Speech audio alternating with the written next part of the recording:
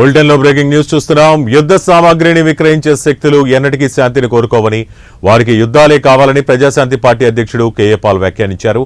ఢిల్లీలోని తెలంగాణ భవన్లో ఆయన మీడియాతో మాట్లాడుతూ ఈ వ్యాఖ్యలు చేశారు.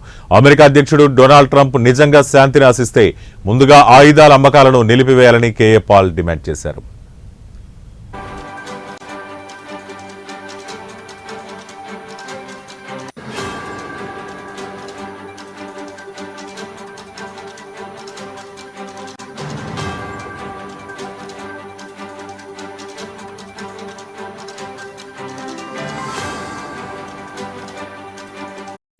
ఇక సౌదీ అరేబియా, యుఏఈ, ఖతార్ వంటి దేశాలకు అమెరికా అధ్యక్షుడు ట్రంప్ కేవలం 3 రోజుల్లోనే భారీ మొత్తంలో యుద్ధ సామగ్రి విక్రయించారని కేఏ పాల్ ఆరోపించారు.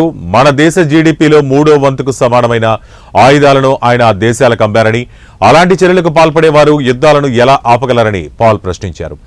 భారత్, పాకిస్తాన్ మధ్య కాల్పుల విరమణకు ముందు తాము జోక్యం చేసుకోబోమని అమెరికా ఉపాధ్యక్షుడు జేడీ వాన్స్ ప్రకటించారని పాల్ గుర్తు చేశారు. అయితే ఆ తర్వాత తామే యుద్ధాన్ని ఆపామని ట్రంప్ అసత్యాలు ప్రచారం చేశారని విమర్శించారు. ఈ విషయంలో ప్రధాని నరేంద్ర మోదీ మౌనంగా ఉండటానికి ట్రంప్ పరువు పోతుందనే కారణమేనని పాల్ ఆరోపించారు.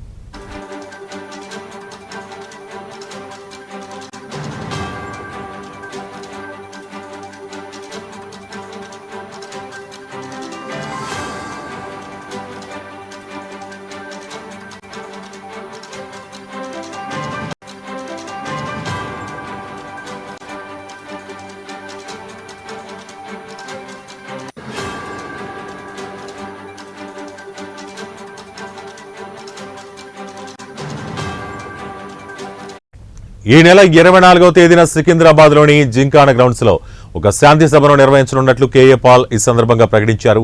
ప్రపంచవ్యాప్తంగా సుమారు 200 దేశాల నుంచి ప్రజలు ఈ శాంతి సభకు హాజరు కానున్నారని ఆయన తెలిపారు. శాంతి ఆవశ్యకతను ప్రపంచానికి చాటి చెప్పడమే ఈ సభ ముఖ్య ఉద్దేశమని పాల్ పేర్కొన్నారు.